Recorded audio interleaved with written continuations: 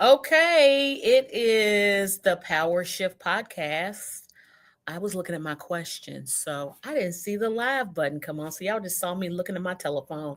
So anyway, today's guest is Malik Pressley.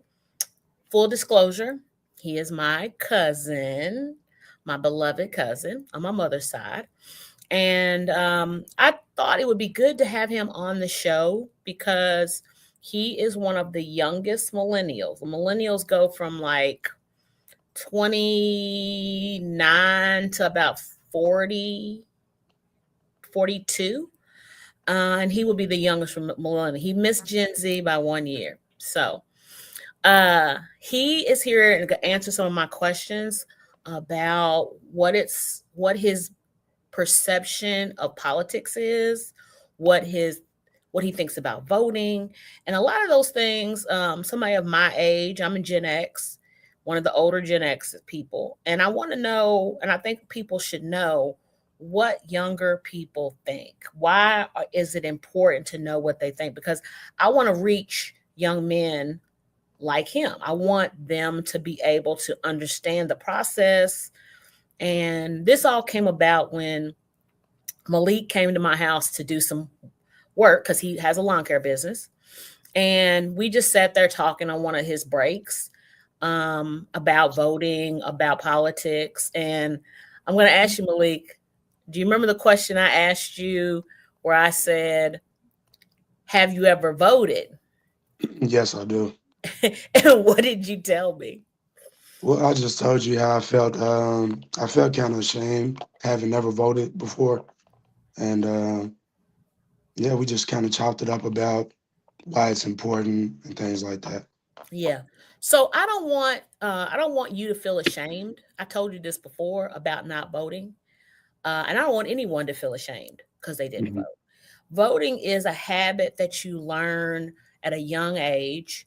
If no one shows you, tells you, instructs you on why it's important or why you should do it, then it's something that doesn't come naturally, right? Right, it It's just not. kind of goes over your head. Yeah, Yeah.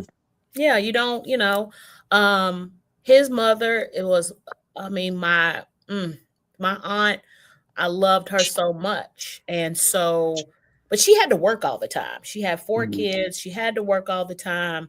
And that was not the top of her priority list. Her priority list was to make sure Malik and his siblings had food, clothing, shelter, and she did that very well. But she didn't have time to think about that, right? And that's Right, no diss on her either, right? right. I What agree. Yeah, it's just that she had like major things to think about, right? And she Hmm. did those. She took care of him and his siblings, and all his siblings have turned out wonderful. They all have jobs, they have education, all this kind of stuff. They live on their own, they take care of their business, you know. So that's not the issue. The issue is just it's a learned habit. So let me ask you the first question I have on my list here, Malik. Right. What's the emotion that comes to mind when I mention politics to you? Um, I would say it kind of makes me. Well, I don't know if this is an emotion. Anxious, I would say maybe. Hmm. Just I don't know, maybe nervous, just because I feel like I don't know as much as I should. So yeah, sometimes I feel nervous talking about politics. Okay, that's a interesting take. I never even considered that Mhm. people feel nervous or anxious about it. So that's a good s- point to say that if you don't know something, um, the best thing to do is to ask somebody or to look something up, right? Look Now, I'm into not the one to be like, go do your research on Google, but there are lots of websites that give good overviews of some of this stuff. And I wish that you had learned it in school, right? That's where you I should be know. learning it, Yeah. right?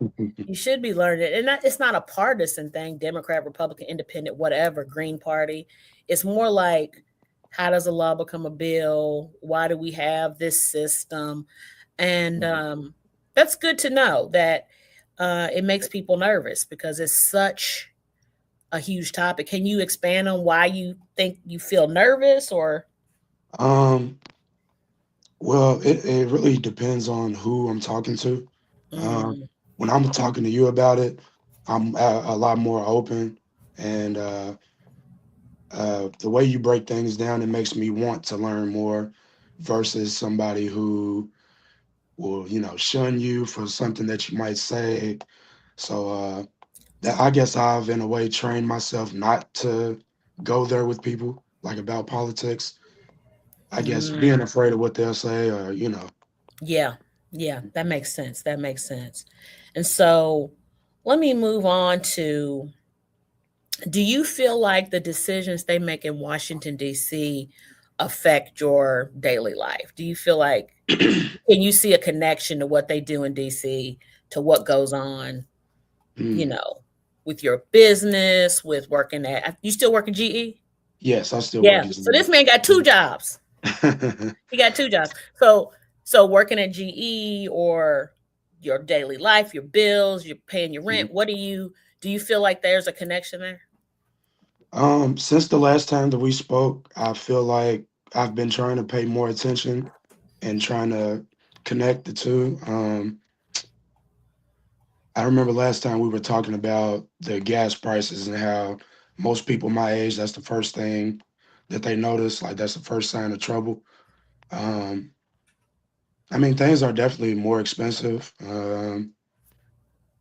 But outside of that, I still haven't found the connection. I'm Okay. still looking No. to find that. Yeah, that makes sense. Like, that's a good point. Like when people are talking about gas prices, that has something to do with the war in Iran, right? Right. That's why the gas prices are high. Um, when you think about affordability, talking about how everything's higher, that has something to do with how the economy is run, right? By Yep. the people in charge, right? So that's good. You ahead of most people by just making those two connections, right? Something that the president and CEO of the Urban League always says is everything's a vote. So everything that you do, from rent prices to affordable housing availability to Exactly. the gas prices, to everything that the bars being closed at a certain time, how your Hmm. businesses ran, all of that came down to some policy decision that somebody did, and somebody voted for that person to make those policy decisions. Right. So if you think about it, anything you do um, is about a vote. Hmm. I Um, like that saying. yeah, it's all everything, like Everything is a vote. Yeah, I like that. everything, everything. So you um, didn't vote. You haven't voted before. No, I Uh, haven't. okay. So first things first is I will be finding you during early voting, and we're Hmm. gonna go together. I'm Okay. making that promise to you right now, Okay. because Right. what my mother and father did for me was they took me to the voting booth, even when I couldn't vote, like as Hmm. young as 5, 6 years old. They would take us with them. So I'm gonna go with you. And Okay. I encourage everybody who's listening to take somebody with you, like literally make it a thing, right? Me and Malik may go early vote so he doesn't miss out on any money. We may go the day up, but sometimes it's busy, sometimes it's not. But we Mm. may go early vote, and that'll be easiest for him because he can put it in his schedule, right?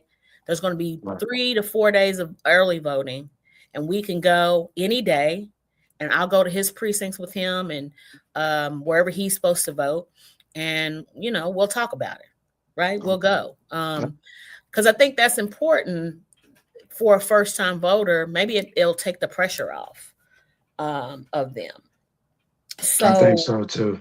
yeah, I agree with that. yeah. So what do you? I mean, we actually talked about also, like, what do your friends think? Because Hmm. I offered to take y'all to dinner. That still stands. Taking 3 or 4 of your friends to dinner and you to dinner to talk about this stuff. What do your friends talk about with this? So I tried to find some friends my age. Most of my friends are, if they're not exactly my age, they're, excuse me, they're 35 or older. So I've asked them to, just because those are who I those are my friends. They mainly say the same thing. Everybody complains about the president first, and that's pretty much where they are with it. They don't like who's in office, and I tried to understand why, and I think everybody that I've asked their opinions are really shallow. Maybe because a lot of them haven't voted. Some of my friends aren't legally able to vote, um, and that surprised me too. I had a friend. He asked me back. He was like, "Oh yeah, so you going to vote, right?" And I'm like, "Well, I've never done it before, so I really don't know." And he just said, "I really wish I could vote," and that kind of stuck with me after. Wow. Excuse me, after he said that, I was like, "Here I am, never voted, never thought about it really, and here's this guy. He legally cannot vote, and he wants to." So Yeah. That's a good that's good because yeah, you don't sometimes you don't miss something till you it's taken away, right? You right, don't right, yeah. And so now he's in the position where he can't even make the decision if he wants to or doesn't want to. hmm Right? That's sad. I mean, you yeah, it is. tell him to come to the Urban League. I run the expungement program. Maybe his situation can be rectified through an expungement. So send him to the Urban League. Okay, great. You can come down here or go on the website. So let me before we get out of here, Mhm. everybody, we want you to pledge to vote. You see the QR code up in the corner up here.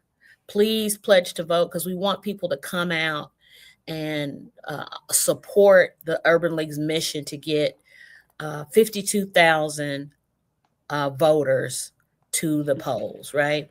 I'm going to get Malik there. You go out there and get one of your friends or a few of your friends to go out there. Follow us on social media. Also, down there in the box, the description box, I guess we'll call it. If you want more information, go to lul.org/vote or /vote. I'm sorry. And look on there and see some things. One of the things that I want to ask you, Malik, before we go, is it Mhm. difficult? Have you ever thought about the candidates and who's running? What do you think about that? Um, can I be honest? Yes, yes, totally. That's what I want. I really don't know who Okay, is running. Yeah, I don't know who is running. okay, okay. Have you paid attention in the past who's running? Like, Um, do you know about Mitch McConnell? You know about yes, I've heard names like that. yeah, yeah. Um, But you haven't really just been paid attention to them. no, I haven't. Okay. No, that's I'm not here to shame you, Oh, Malik. I know. It's just me. I feel, when I think about it, it just makes me want to. Okay, that's good. Makes That's me want that's to. why I'm here. That's why I'm here to having this podcast. I want to encourage people. I don't want anyone to feel shame, right? Hmm. You Right. don't know how to do something, you somebody can reach out to you and help you do it. And then you Hmm. can reach out. And then that's the number one thing though. Now, when I help you, you got to help somebody Help else, someone right? else. Right. You got to help somebody else. And so understand it. And then if you don't feel like you like, hey, my cousin knows all about this stuff, or Hmm. the Urban League has this website, you can look at that. Because it's not a shameful thing. It's just a thing we gotta practice. We gotta practice on how to learn to do these things. So again, I appreciate you coming, Malik. I appreciate you being honest. I want everybody who's I listening to appreciate you having me. I love it because he was shy, y'all. He's very shy, but he is such a hard worker and a great kid. I say kid. I keep saying kid because I got a picture of Okay. him on my hip. So I think of him as a child, but he's not a child. He's a grown man. And I appreciate him having the courage to come on here, give honest answers, and try to encourage other people to go out there and do something for his community, something for his people, something for himself. So you all pledge to vote in the corner with the QR code. If you want more information, go to lul.org /vote. Also, if your organization wants to join us and do in our Souls to the Polls campaign, because we're opening that to everyone, not just churches, just organizations. Click the link, thepowershift26.org, and you can learn more about it and get involved. And I really appreciate you, Malik. We are going to set a date, and we are going to get you at that polling place. Maybe we'll make it a whole family affair. Maybe all the Presleys. And That'd then we perfect. go back somewhere and eat some lunch, eat some dinner, have a barbecue. I mean, I might. That's something I might want to do. I think that sounds great, because we don't get together enough as a family. Right. So that's something that I will commit to trying to organize, because I think if we do it as a family, we can all feel good about what we did, and then we can go and celebrate with each other. So I agree. I think that's great. So that's it for the Power Shift podcast this Thursday. I'll see y'all next week when our guest will be Keturah Herron. Senator Keturah Herron will be on our next week's podcast. So thank you for joining us. All right.